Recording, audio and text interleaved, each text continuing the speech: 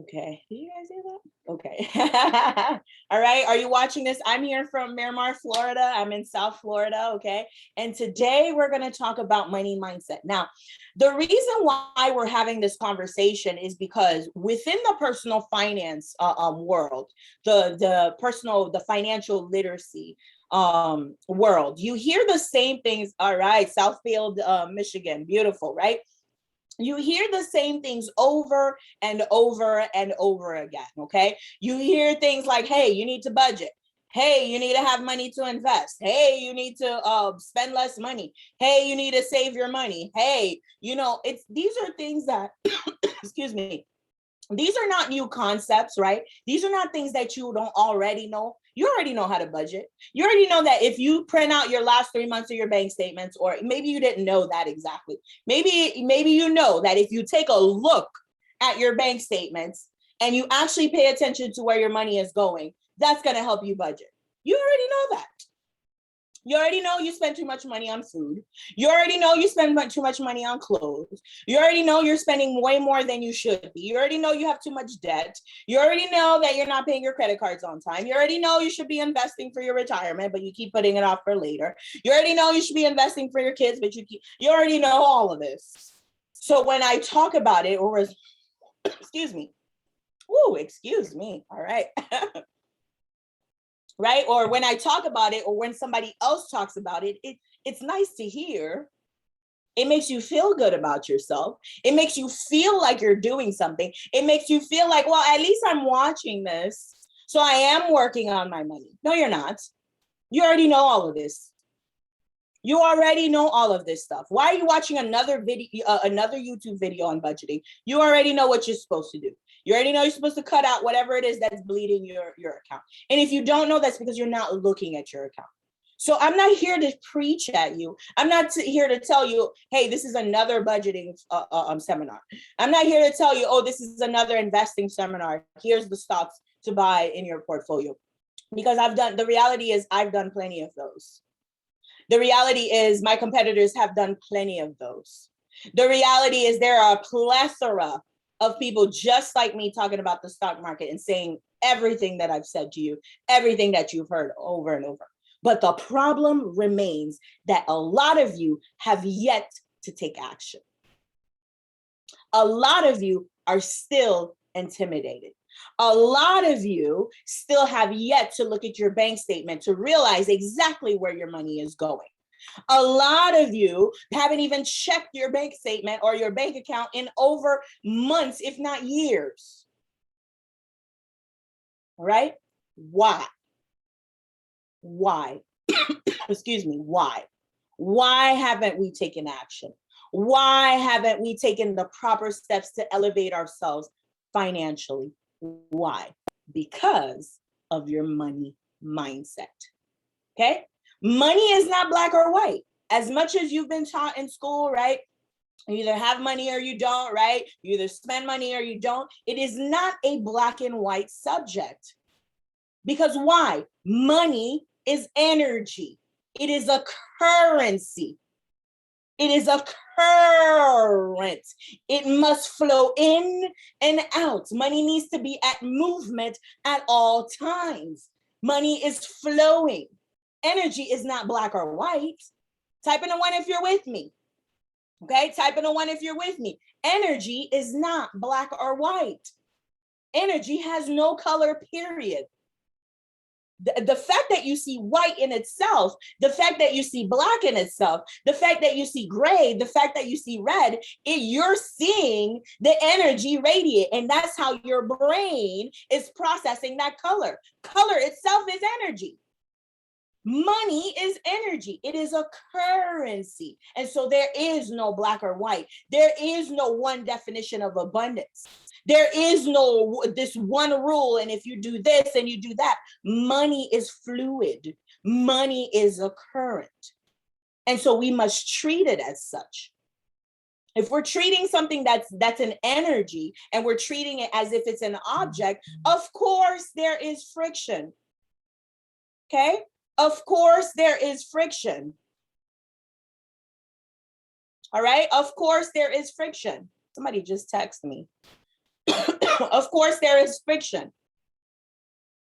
The reason why your money story or your finances are not where you want them to be is because you're treating something as an object when it really is a form of energy. Type in the one in the chat if you're with me. I see 6 people watching. Type in a one, excuse me. Type in a one in the chat if you're with me. Type in a one in the chat if you're with me. I don't have anything. Type in the one in the chat if you're with me. Okay, I guess there's not a lot of you guys watching. Anyways, you guys will watch the replay. I'm gonna tag everybody in this replay because you guys need to be watching this. Okay. All right. So we're gonna talk. What time is it?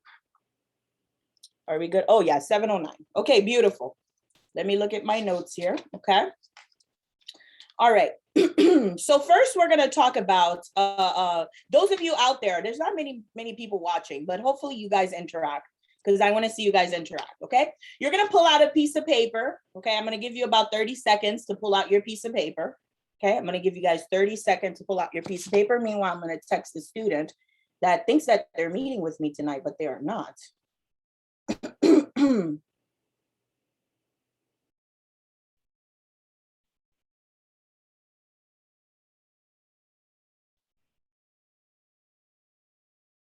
Oh, okay.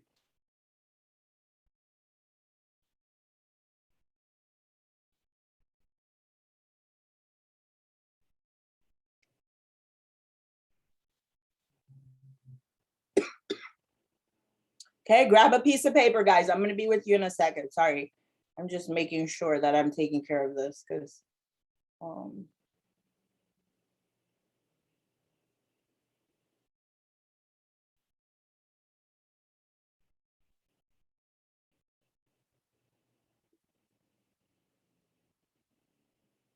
okay. Awesome. Go ahead and does everybody have their pen and paper? Does everybody have their notebook? Type in a one if you have your notebook. Type in a one if you have your notebook. Oh, okay, I got a 1. Okay, awesome. All right, there's some of you guys here. Okay, beautiful. So you're gonna write in the piece of paper, you're gonna write money is blank. Fill in the blank. Money is blank. Okay, beautiful. Money is blank. Okay. The second thing you're going to write is rich people are blank. Excuse me. Rich people are blank. Third thing is, if I was wealthy, blank.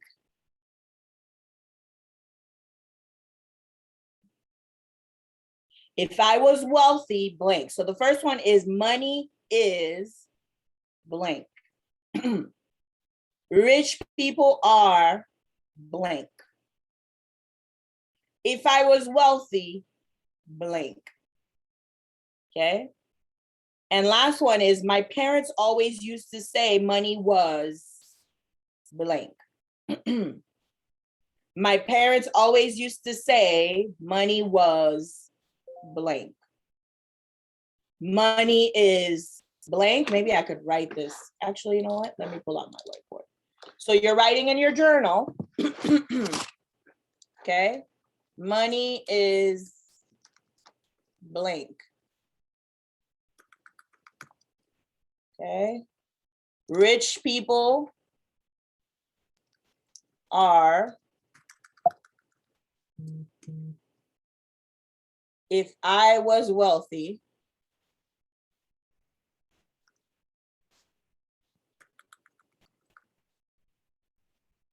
my parents always used to say money was blank. Excuse me. I wish I could make this bigger. Okay. All right. I think that's as big as it's gonna get. Okay. So money is blank. So let's go ahead and write down.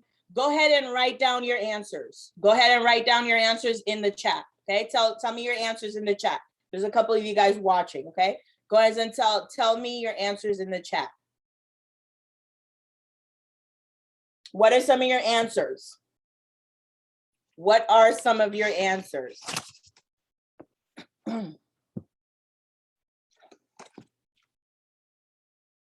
What are some of your answers? Type it in the chat.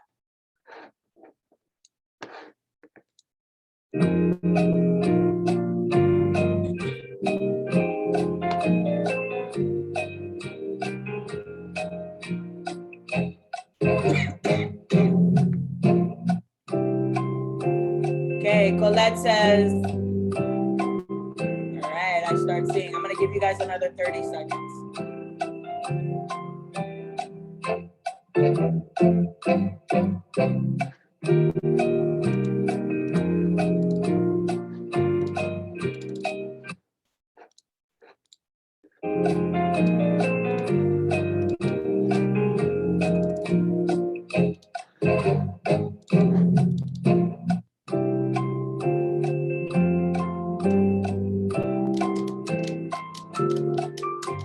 Give me some more answers. Rich people are, if I was wealthy, blank. Okay, money is, all right, I got a couple of money is. What else?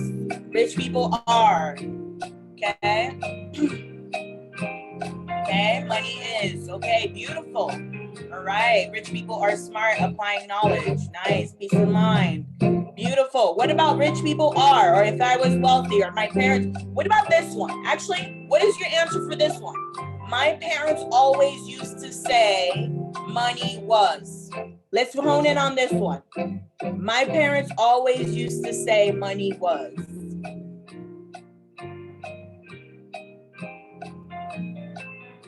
Rich people are motivated. I like that. Nice. My parents always used to say money was blank.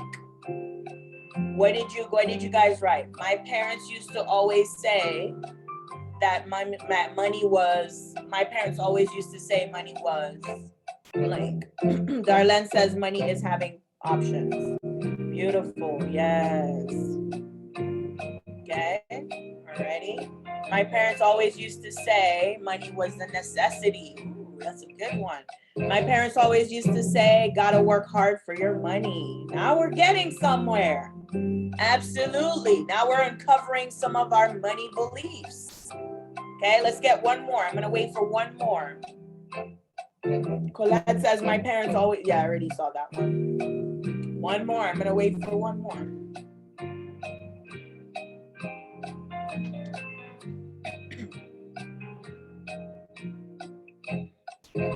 Okay, I think that's all we're gonna get.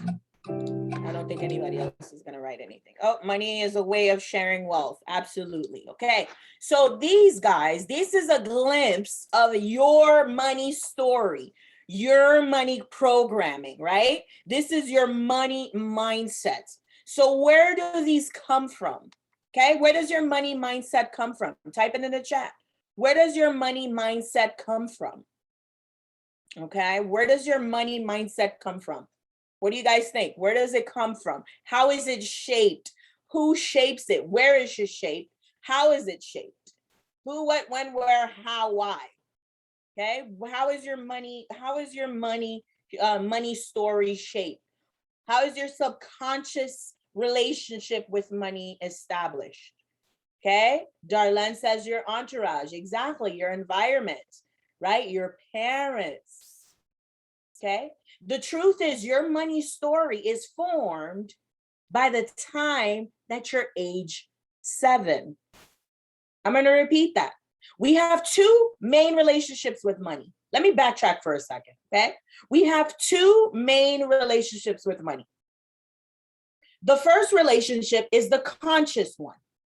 The one that's allowing you to write all of these things, all of these answers that you're writing, but you don't truly believe. Because if you believe them, then you wouldn't have money blockages. You would be exactly where you want to be financially. So this is your conscious relationship with money. You know that money is a tool. You know that money is a way for freedom. You know that rich people are innovative. Rich people take risks. You know that, but does your subconscious believe that?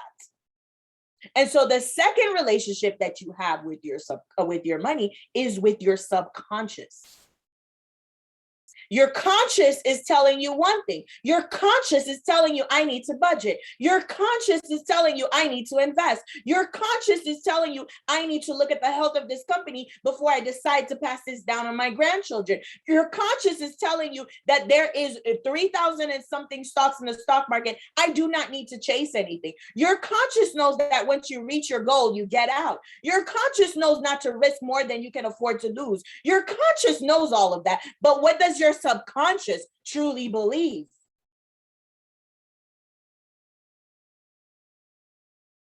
What does your subconscious truly believe? Do you truly believe that money is freedom? Do you truly believe that rich people are somebody wrote, rich people are innovative? Do you truly believe that? Does your subconscious believe that? Or is that your conscious? Talk to me in the chat.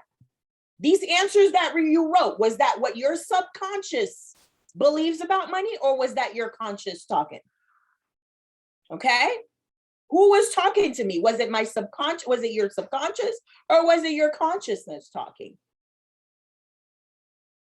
Because your subconscious is programmed by age 7, based on your entourage, based on who you're around, based on the conversations that were had about money, based on the conversations from your parents, from your aunties, from your uncles, observing other people with money. That is how your money story is formed. Okay.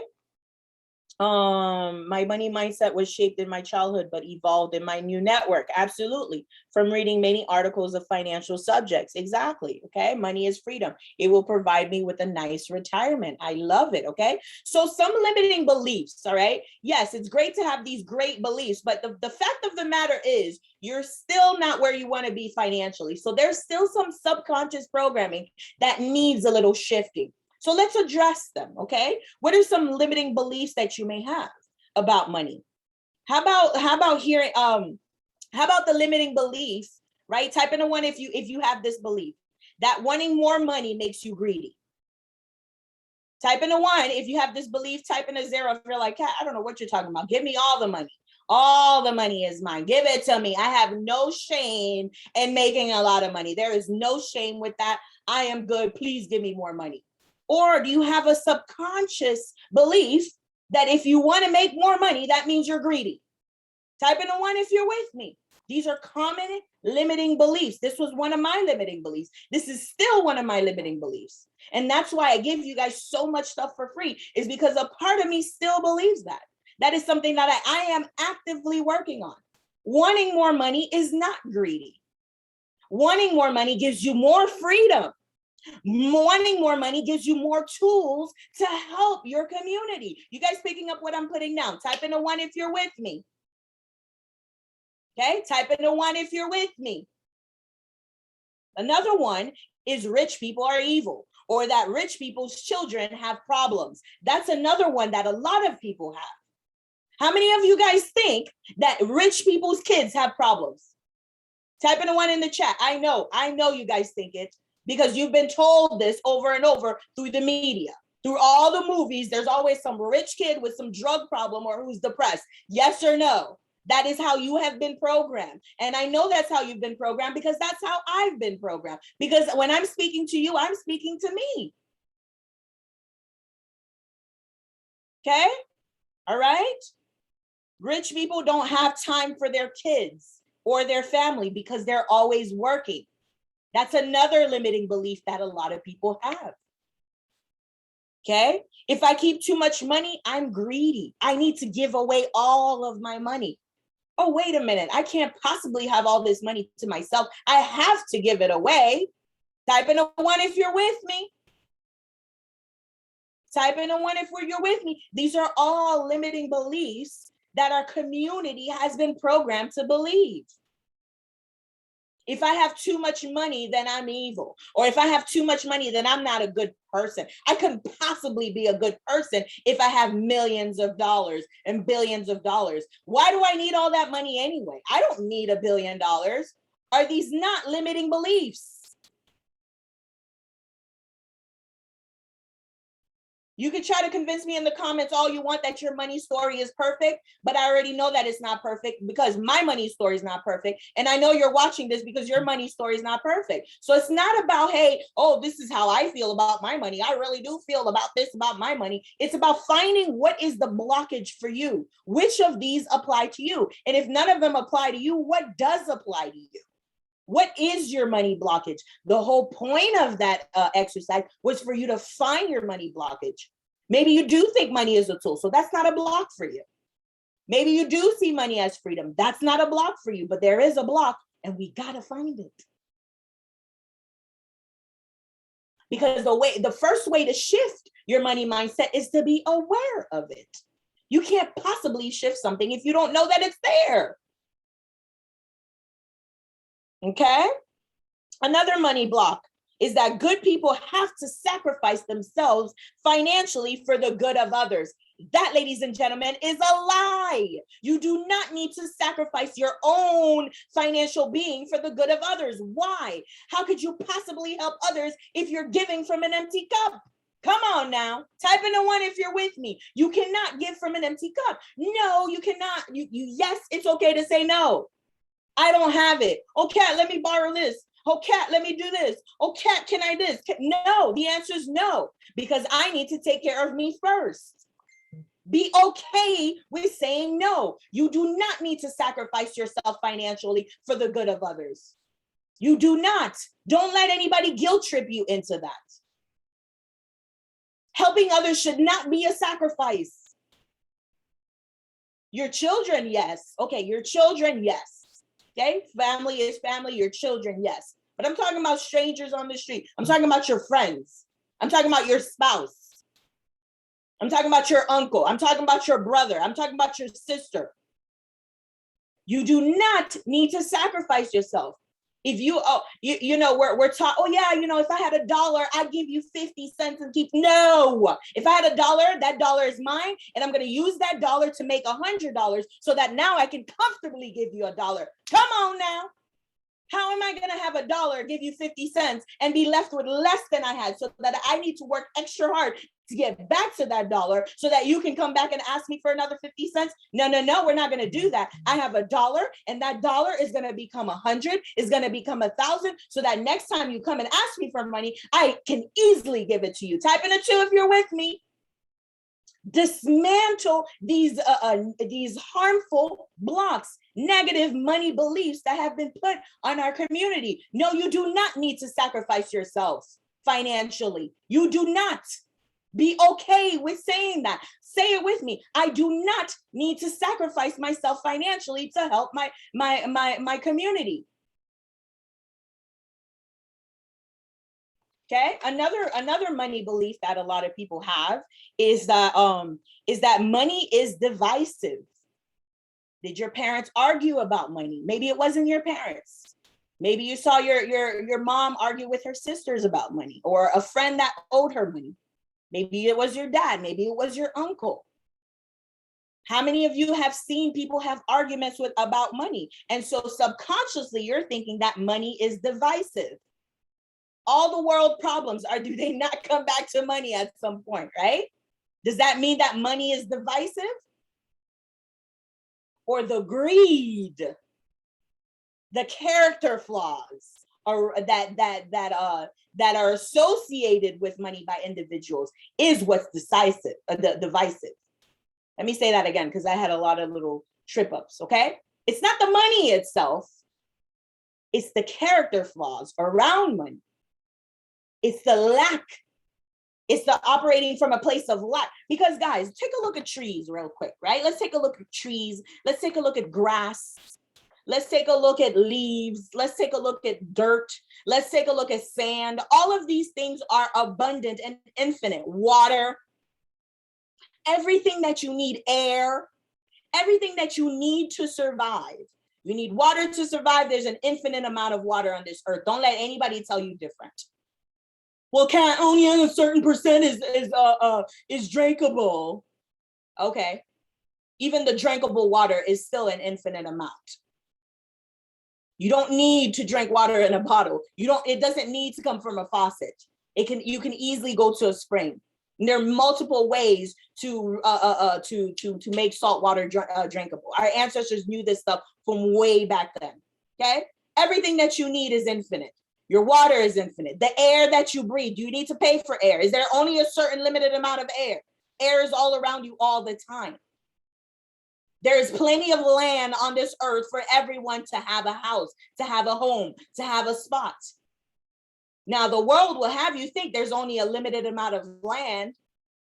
No, only 1% of the world owns most of the land. That's right.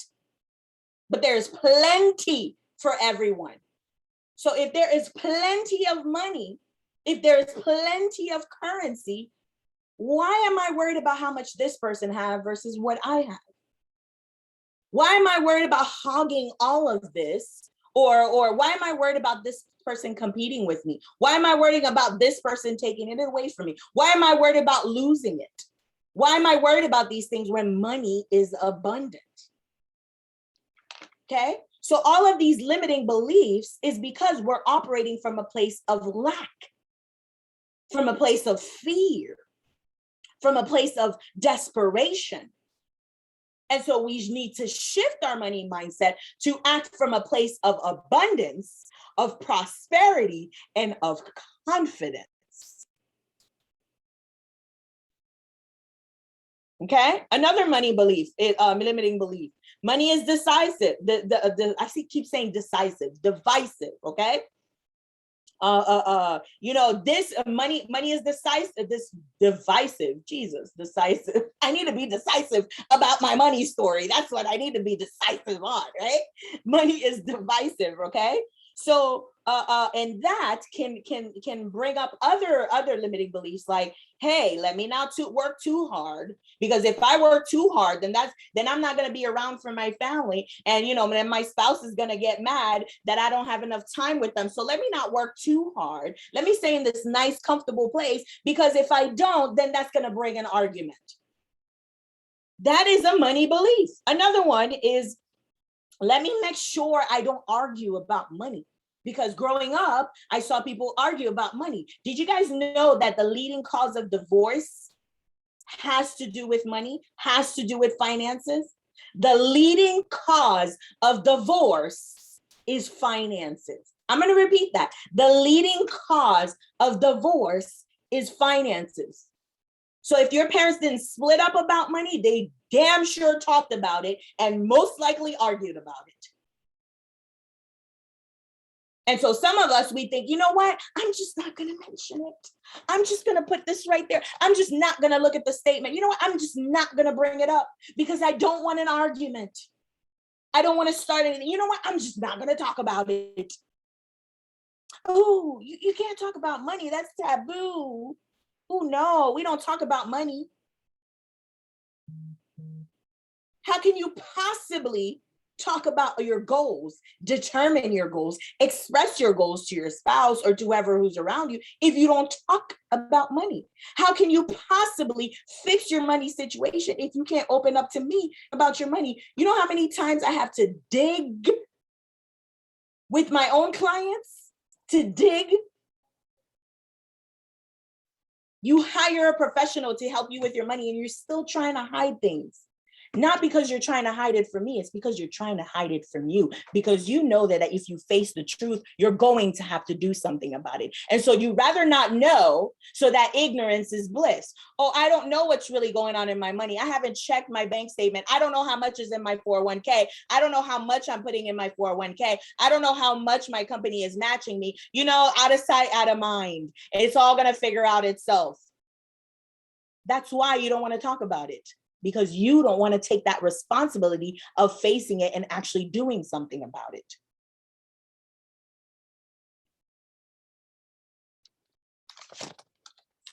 All right. And so these are some of your limiting beliefs. Okay. So our money blueprint, okay, our subconscious relationship with money is formed by the age of 7. Okay, so how do we shift our money mindset? Go ahead and type it in the chat. How do we shift our money mindset? What is the first thing we need to do in order to start shifting our money mindset? I'm gonna go in the chat here. Okay, Colette says, my money blockages, I have been chasing it the wrong way. I need to refocus with healthier choices like investing. Okay, beautiful, nice work, okay? I do not sacrifice myself in order to help my community. Okay, I do not. Okay, all right, cool, good for you.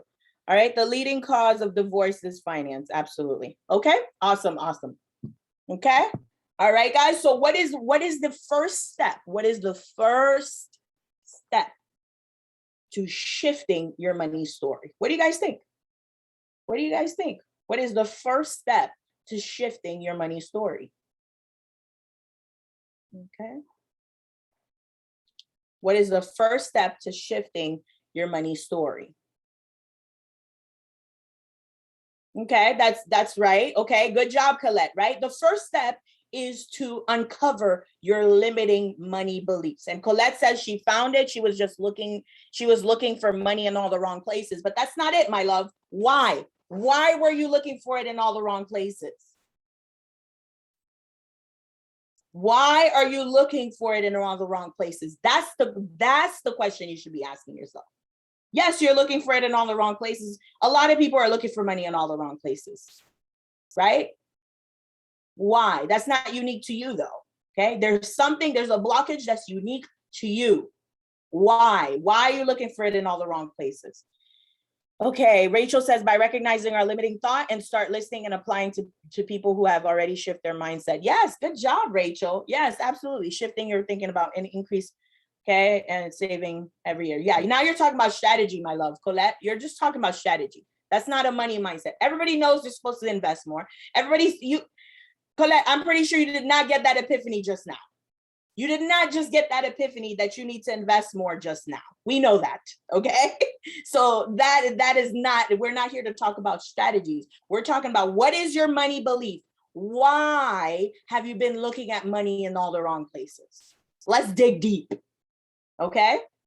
Darlene says, shifting my mindset about money, have a positive attitude about money. Absolutely, okay? So let's talk about some of your money limiting beliefs. I went over a few of them, okay? So type them in the chat. Type them in the chat. There are some money beliefs, limiting beliefs, like rich people are evil, wanting more money makes me greedy, rich people's children have problems, rich people don't have time for their kids and their kids always have issues. If I keep too much money, then I'm greedy. If I keep too much money, then I'm less of a good person. Good people have to sacrifice. Good people always have to sacrifice. It's always a sacrifice. Why can't it be out of the goodness of my heart? Why can't it be something that I'm willing to do? Why can't it be a positive exchange of energy? Now, there is sacrifice, guys. There is sacrifice. Let's pause on that. I'm not saying that you can't sacrifice. I'm not saying not to sacrifice, because the beginning is going to be hard. Yes, there are some things you're going to have to sacrifice to make your relationship better with money, but you don't need to sacrifice money itself. You guys understand that? Type in a 2 if you understand that. I don't want to lose you on that. Okay? Sacrifice is not about, oh, well, Kat says I don't need to sacrifice, so I'm just going to do everything that's easy. No. What I'm saying is there are some things you're going to have to sacrifice in order to get better, to ameliorate your relationship with money, to tighten your relationship with money, but you do not need to sacrifice money itself. Okay?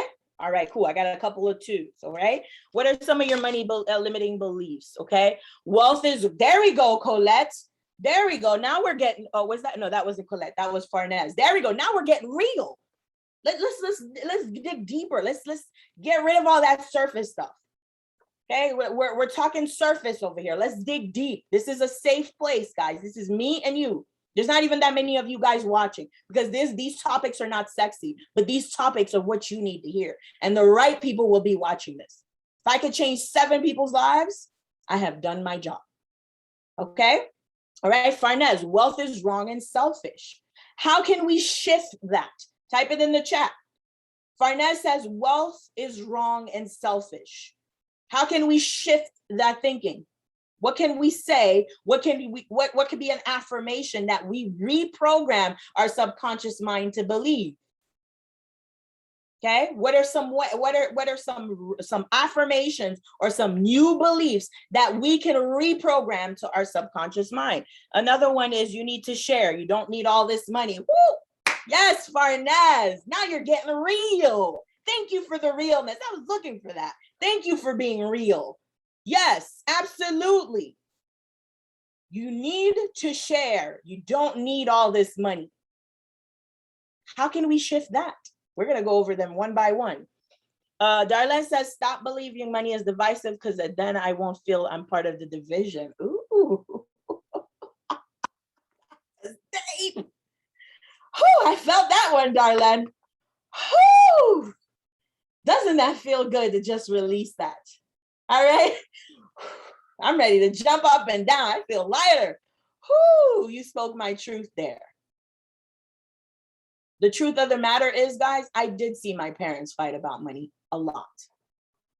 My parents did not divorce, but they damn sure fought about money all the time. All the time. And so because of that, I had a fear of speaking about my money to anyone. I didn't want anyone to know about my bad money habits, including getting a not a therapist, but a mindset coach for myself. When I first started doing this, I had clients, pre-COVID, I had to go to people's houses and stuff. Sometimes I would park so far so that nobody could see my car because I was so ashamed. I didn't want anybody to understand or to know my money situation. I was ashamed of my money situation. And because of that, I didn't speak about it. And because of that, I could never get the help that I wanted. These are the truths that we have to face in order to cause that shift, in order to release that pressure.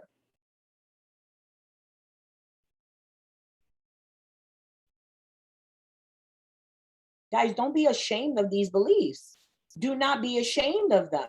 Face them, realize that they're there, release them so that you feel lighter energetically, so that you make more room to attract what? Abundance, prosperity, and love. Sorry, Darlene, you hit a mark right there with me. Okay, you just coached me. All right, money is scarce. Whoo, that's another one. Money doesn't grow on trees. You got McDonald's money? I didn't get paid this week. Wait till next paycheck. Or I don't have any money. How many times have you heard that from your mom or your dad? Okay, these are all things that we must shift. Colette says wealth is a way to help others. Okay.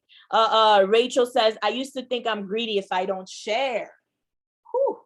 Now, Rachel, this is a good one, okay? Whatever the amount, as long as I had it, right? This is a good one. We're going to work backwards. So we're going to start with Rachel's. How can we shift? Talk to me in the chat.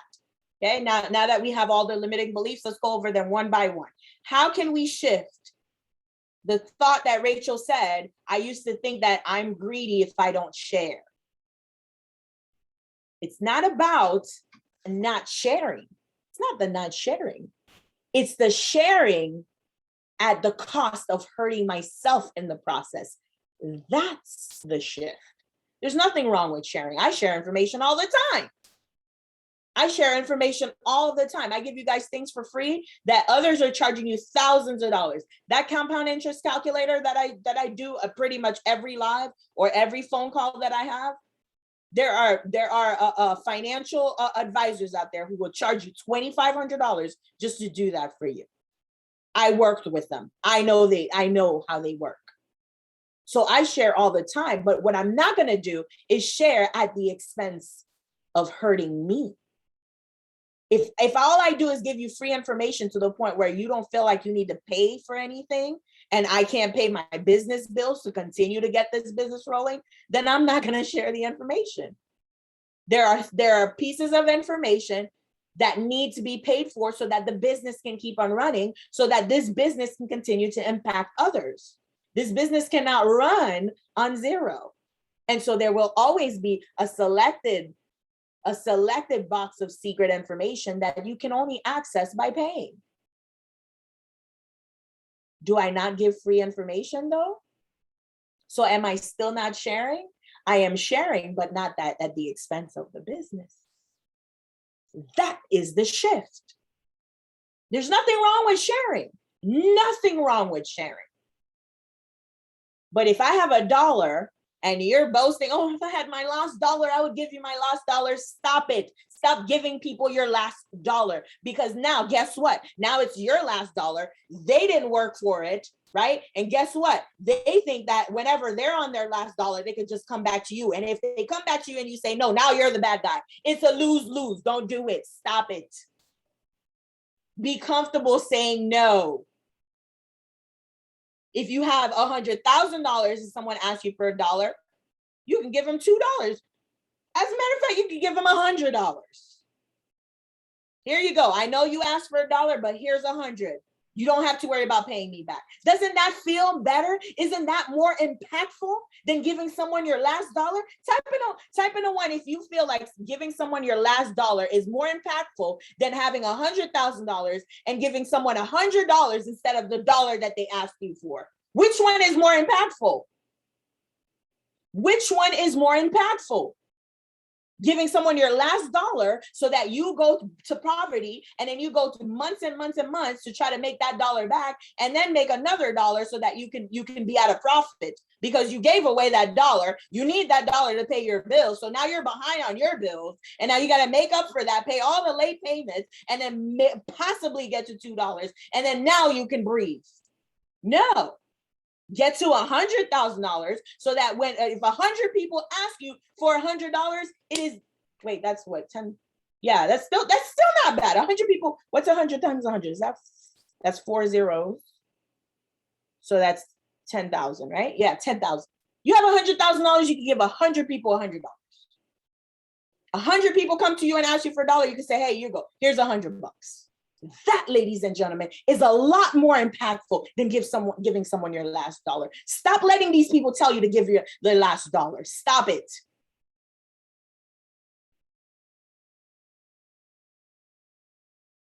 These are all harmful beliefs that were purposely embedded into our community to keep you where you are financially. Yeah, I said it.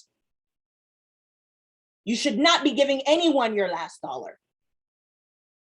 Don't let me get religious on this. I don't want to offend anybody's religion, but nowhere in that book does it say to give your last dollar. As a matter of fact, it says that if you don't leave a legacy for your grandchildren, then you're doing something wrong. That's what that book actually says, if you read it correctly. It says that a good man, a good human being, leaves an inheritance for their children. And so you cannot give somebody your last dollar. The only person that should have your last dollar is your children, period. Stop letting people come into your ear and make you feel guilty about saving your money, about investing your money, about going all into this project that's going to make you more money so that you can give 100 people $100. Come on now. Okay, moving on. Okay, for me, it's the sharing. It's the feeling of obligation. Ooh. Don't let people get to you. You're not obligated, just like are they not obligated to give you money? Let's talk about that. Let's dig into that, okay? Let's dig into that, darling. You feel that you're obligated to give others money. Are they not obligated to already have their money to take care of their affairs? Are they not obligated? Or are they not, or let me know. The person that's asking you to borrow money, the person that's asking you for the help that they need, are they not already obligated to take care of their own things as an adult?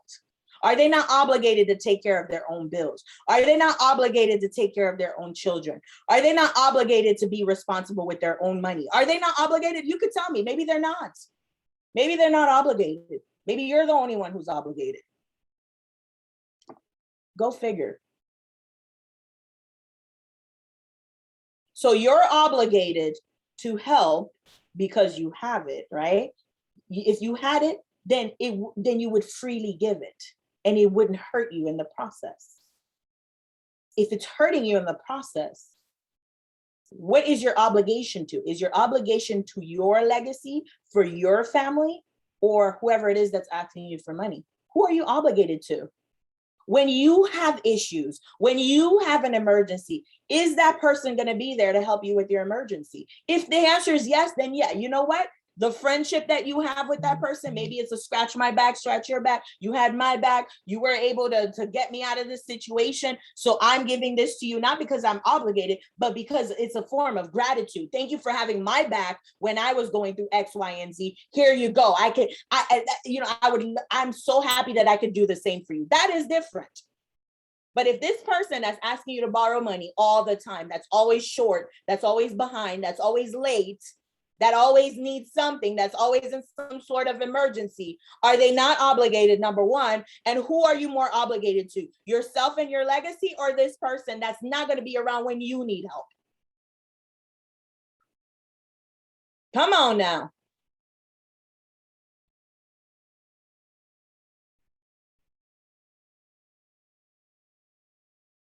I'm not saying see a begging person on the street and just pass by and pretend they don't exist. That's not going to kill you to help. But if it is going to kill you to help, keep walking. Because at this point, we both need help. And the difference between me and you is I'm not begging for the help. I'm getting the help that I need. I'm doing what needs to be done so I can get out of this situation. So either way, it's a win-win. Okay. All right, guys, I'm going to have to go. I have a class to teach at 8. Any questions? Any questions? We're going to continue this conversation. I'm going to try to go live either tomorrow or Wednesday again, and we're going to continue this conversation. This is not a sexy conversation. No, I'm not giving you stock advice. No, I'm not teaching you the secrets of, actually, I am teaching you the secrets of Wall Street. I am actually. You just don't know it. You just don't know it. The secret is your mindset. Okay. I'm not giving you stocks to buy. I'm not giving you, retirement strategies, all the usual stuff that I'm used to, because you guys are still not where you want to be. You guys are still not doing what needs to be done. And so I have to go to the root. What is the root of the issue? Okay. All right. Awesome. Any questions? Any questions? Okay. All right. So money is scarce. That is false. Money is not scarce. Why? Why is money not scarce? Let's talk about that, Farnaz. Why is money not scarce? Talk to me in the chat. Why is money not scarce? Why? Why am I so confident that money is not scarce? That is an easy fix. Money is not scarce. Why am I so confident that money is not scarce? Why am I so confident that money is not scarce? Talk to me. Talk to me. Talk to me in the chat.